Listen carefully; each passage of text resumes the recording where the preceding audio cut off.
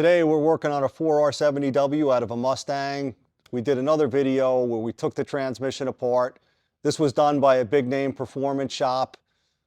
It only lasted 100 miles or so. There was stuff wrong with it. I'm going to link the video in the description below. But now let's see what they did in the valve body and what we're going to do to make this better. All right, the first thing I like to do is get all the stuff out of the back of here. So there's two special bolts that have dowels, and this locates everything in the case, and they go here and here. Oops. Now the rest are just regular 10 millimeter 6x1.0 bolts.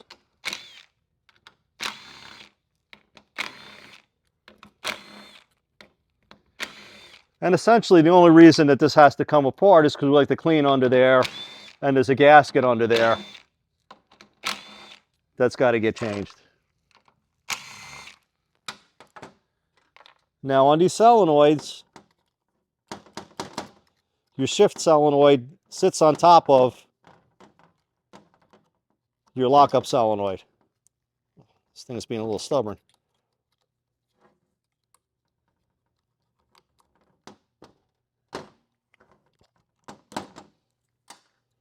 All right, so this tab goes underneath this tab.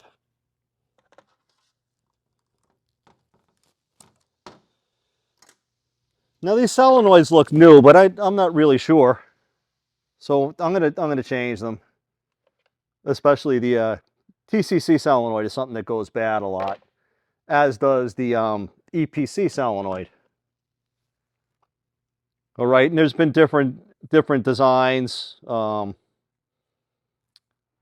If you could take a look at this, you'd see this got little screens in here, and they're all clogged up with debris from this transmission failing. So that's not good. I'm throwing this in the garbage anyway, but I just wanted to show you guys that. So now we have this metal plate,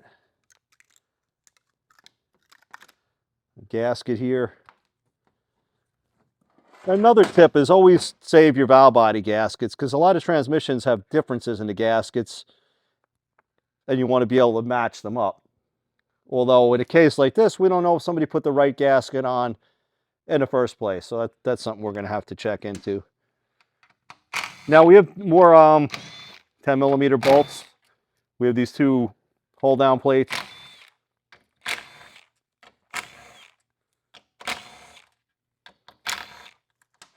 And older versions, and like your AODEs, they have a plate down here as well. But as you see, there's all channeling, and this transfers oil from one spot to another.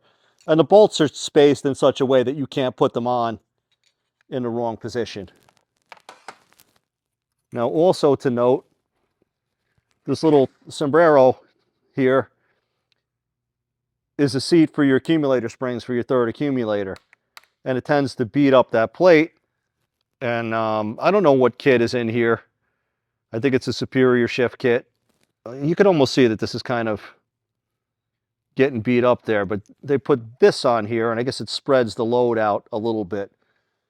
But oftentimes you got to change these plates, and there are aftermarket ones available. So you would really want to look in here, and it becomes quite obvious when it's screwed up. So we have another gasket here.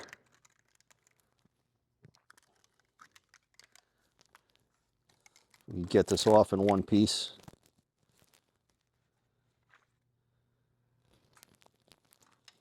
All right, so now we got a bunch of check balls, and I'll probably put an illustration up later as to where all the check balls go. But I like to mark them too. It's 1, 2, 3. There's 4. There's 5. There's 6. There's 7. That's 8. And we have another piece in here. I'm going to have to probably turn it over to get the thing out.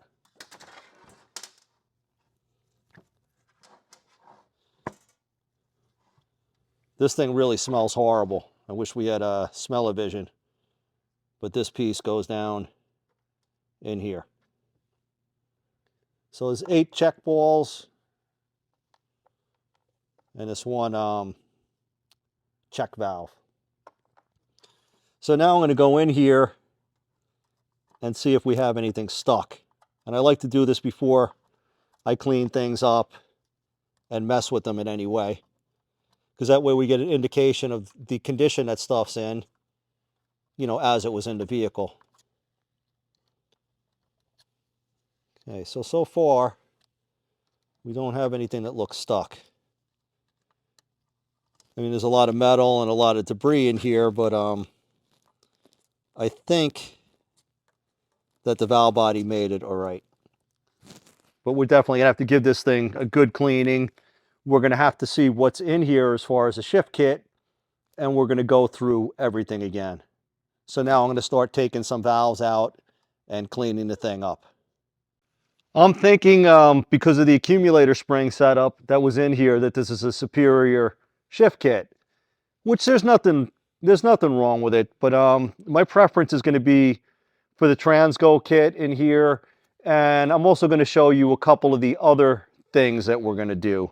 We use a combination of parts to make this valve body into something real. So this looks like a spring that was changed as part of the shift kit. But what's interesting is there's a valve in here that is supposed to get changed, and it didn't. And if you look at it closely, this thing's like kind of scored up a little bit. So that's not good. But we're going to address that. Now we have a TCC regulator valve. And I'm going to do a lot of this off camera, but right now I'm taking the valves out that I know had to be messed with to put this shift kit in. So this valve, let's see if we can get a good look at it. You see where it changes color? That's really worn in here. And this is kind of crazy that they didn't change this, because this is an extremely common problem. Like, we wouldn't dream of doing one of these without changing that little boost sleeve. And that'll give you stuff like torque converter shutter and problems with your lockup clutch, which these things are kind of known for.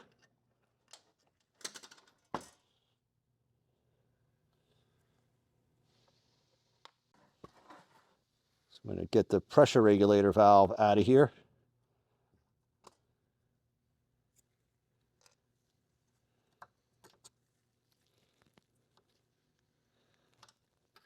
Okay, and this boost sleeve, the factory one is aluminum. This one is steel, so whoever worked on this last, we're not going to mention the name of the place, did change that, but we're going to make another change. And this looks aftermarket too. Yeah, it definitely is. Right, but that whole setup is got to go. And it's another guy that likes to wear out.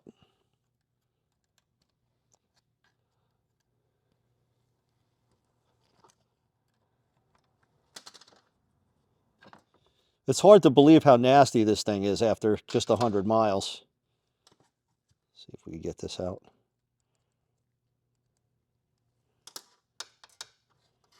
Oh, it's kind of, oh, there it goes. And these things wear out as well.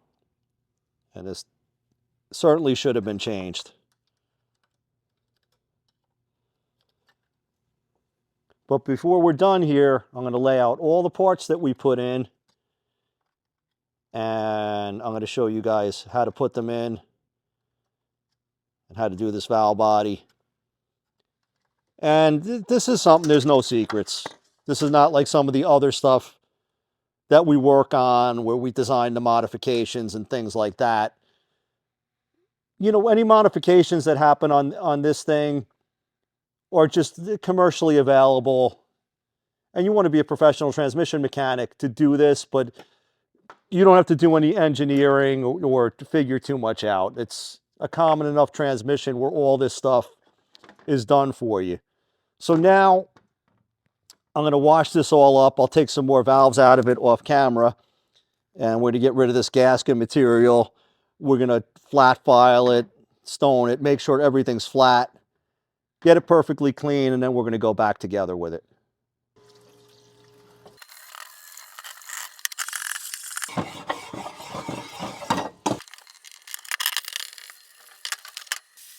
So we're going with the Transgo kit in here. So this is an AODE-HD2. So 4R70W and AOD use the same kit. But we're not putting all of this in. They have features that allow you to pull it into first gear at any speed. And I'm doing this long enough to know that I don't like to put that in anything, because you have somebody going to throw it in first gear at 70, 80 miles an hour, and that's not good for anyone. Right? So the first thing they're going to have us do is drill the separator plate out. And not all of these holes are appropriate, so we're not going to have to drill these two, but I circled them to show you guys. This 1A, if it's less than 55 thousandths of an inch, you drill it bigger, as well as this hole number 4. Hole number 2 is for second gear, and we're going to go all the way up to 1/8 of an inch with that, 125 thousandths, because that's what they're recommending for a hot rod with a high stall torque converter. And this hole number 1, it says to drill it 55 thousandths if it's not already bigger. And obviously, this is way bigger than 55 thousandths. So we're going to drill our 1A.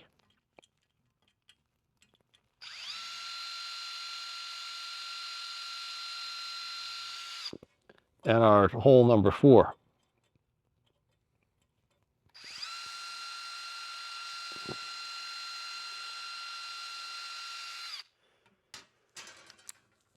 So again, we only have to worry about one more of these, and that's going to be our hole number 2, which is for second gear.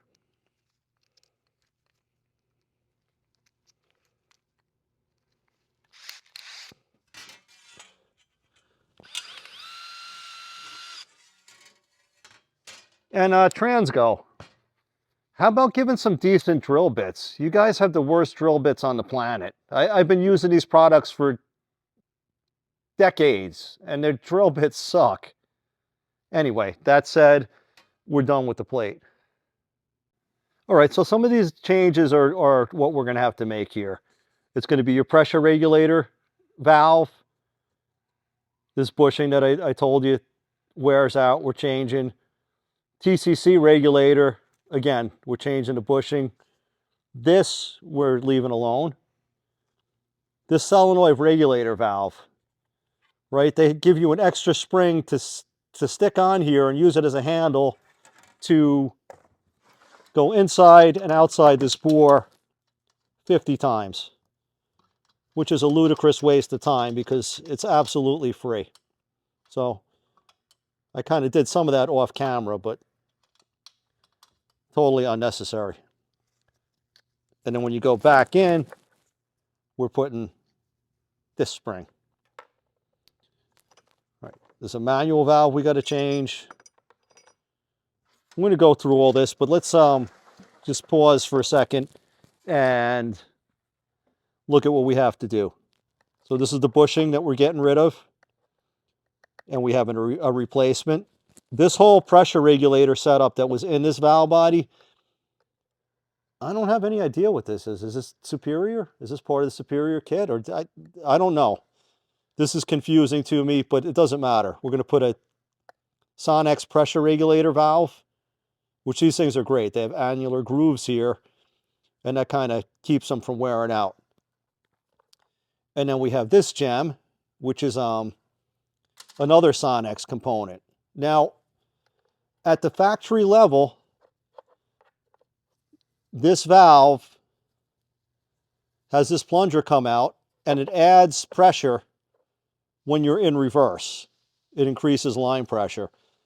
Sonex redesigned this so it works like a lot of other valves and other transmissions, where it's not only for reverse, it's going to raise line pressure as you're driving around. So it's going to give you a heavier spring, so it's going to raise the baseline, but it's also going to be more proportionate to throttle opening as you're driving down the road. So at light throttle openings, it's not going to have a real brutal shift, but at heavier throttle openings, the pressure rise is going to be more appropriate to a performance application.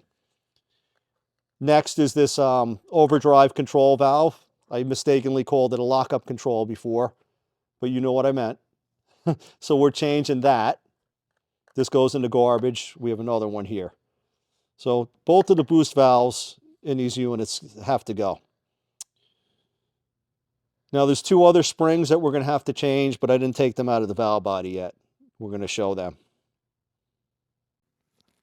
All right, I went ahead and removed these two valves.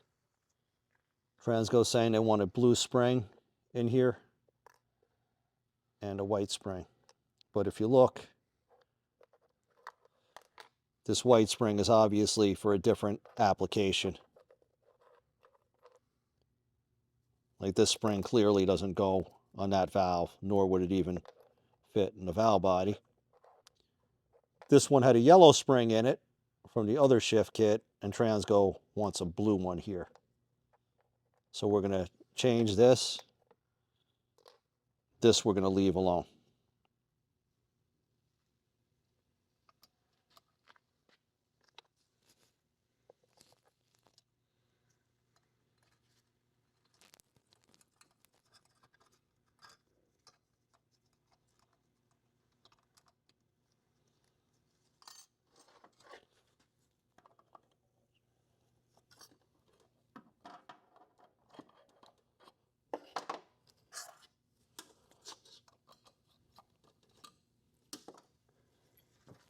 Well, we might have to work this thing back and forth a little bit. Oh, no.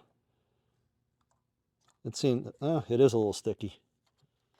So I'm going to move this back and forth till it frees up.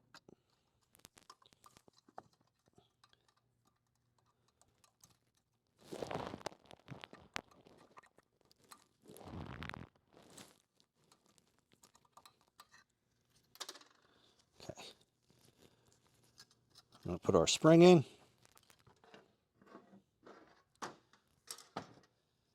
And this is a special tool that's for when you have retainers like this, you can kind of grab the spring and get through there. Oh, except for this isn't going to fit in the valve body. Let me regroup and grab a screwdriver.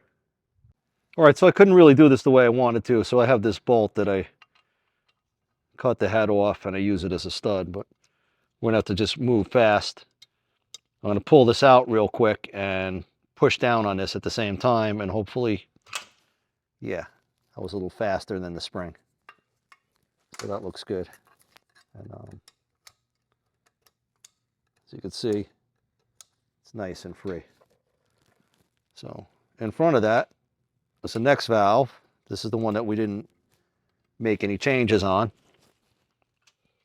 And maybe I could use this little tool this time. This is from a Transgo kit also.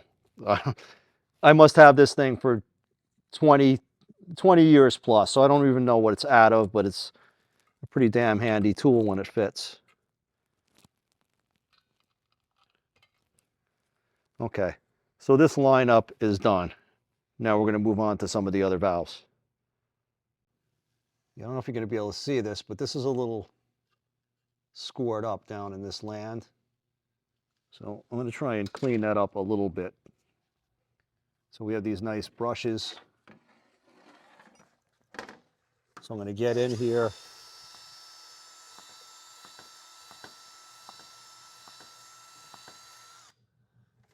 And now obviously we have to clean this out a little more.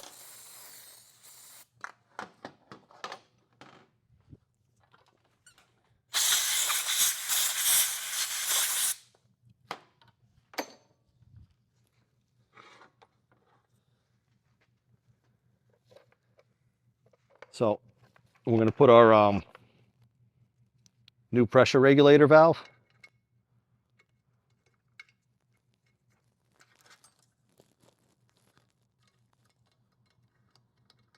Okay, so that's nice and free.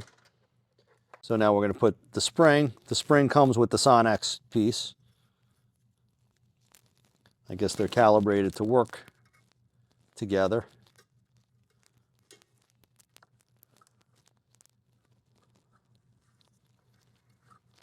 It seems pretty tight. Let's put it in and see what it feels like.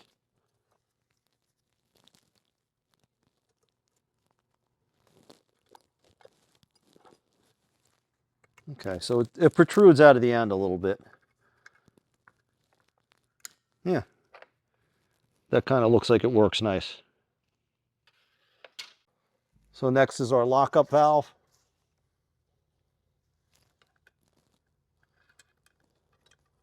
And the orange spring that comes in the TransGo kit.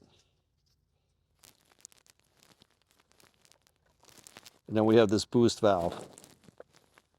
And they want you to reuse your original factory valve, which is all right because the valve doesn't wear. It's the sleeve that really is the culprit in this situation.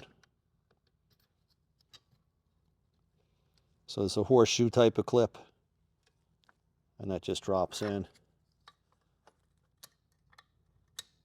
And again, that's nice and free.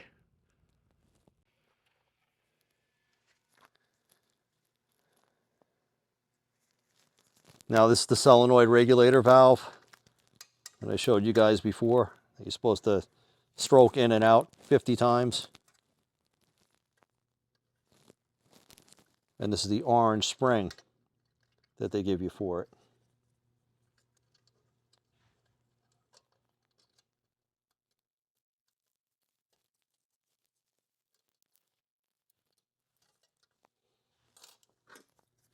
Okay.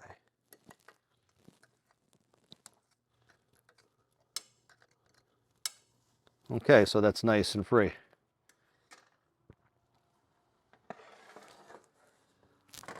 Next, we have this.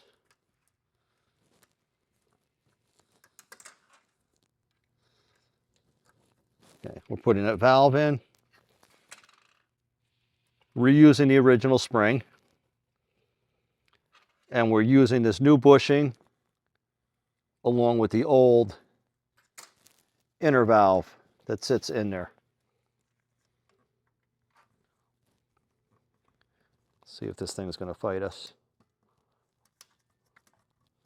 Nope.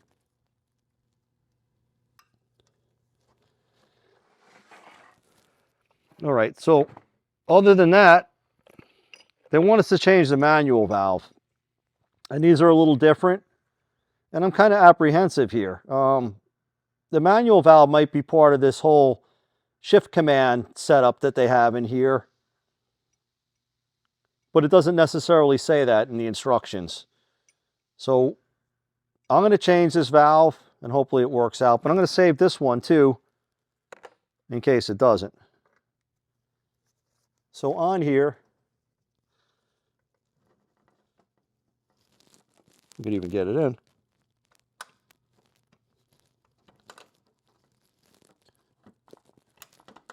Yeah, I'm going to punt, folks. I'm reusing the factory valve because I already don't like the looks of that.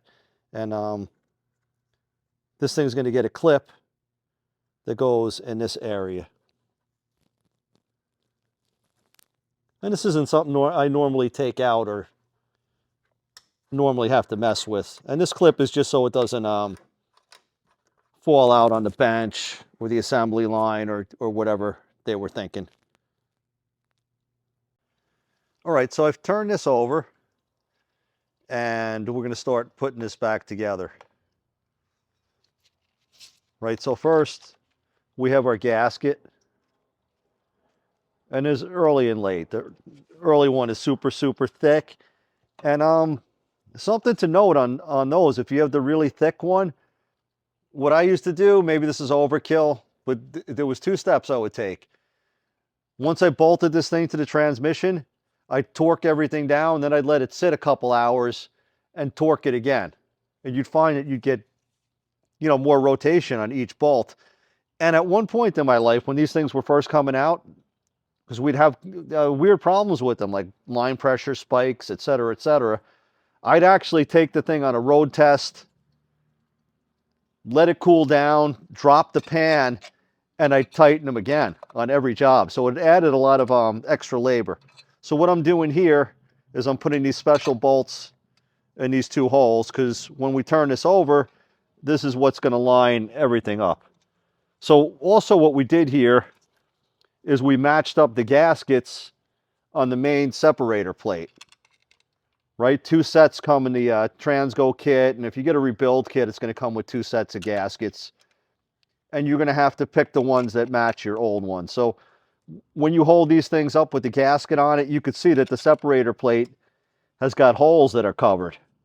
So obviously that's not good.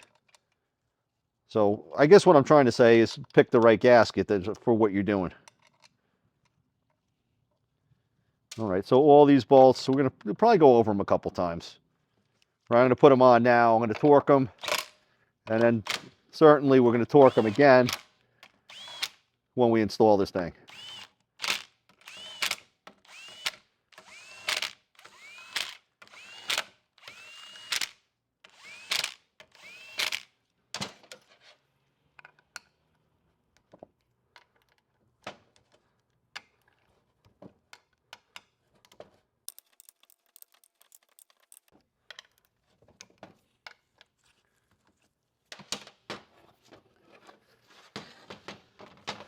Okay, so I took the liberty of marking all these check ball locations.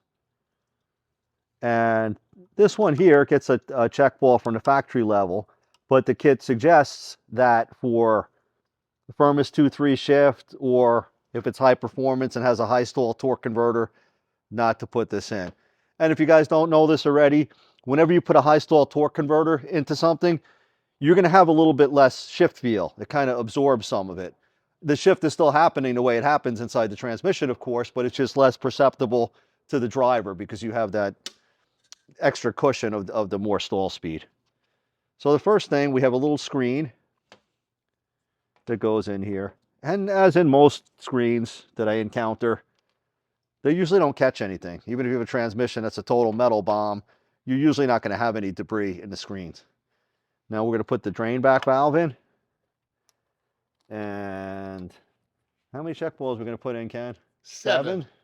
Okay, there's one we didn't put in. That's 1, 2, 3, 4, 5, 6, and 7. So I'll leave that for a second for you guys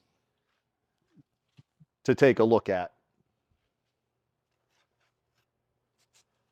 Okay, next thing we have to do is lay down our separator plate gaskets.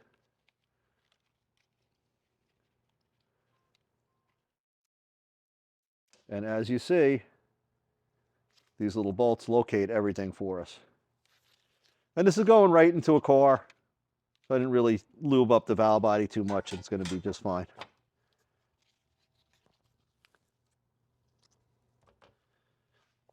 Now we have our little plates to put on. And you got to usually mess with them to get the bolts to line up. That one's good like that. And this one goes like that. And again, on the older ones, you're going to have a plate there, like your regular AODs, and I believe some of the earlier AODEs, and maybe even 4R70Ws. And like we discussed before, this plate is thicker and harder from the aftermarket. But when this accumulator starts beating into this, the plate actually cracks, and it's going to give you major issues, and it'll probably gonna burn up the transmission. So between the thicker plate and the little modification that Transgo gives you, which I'm going to show you in a minute, we could alleviate that problem a lot.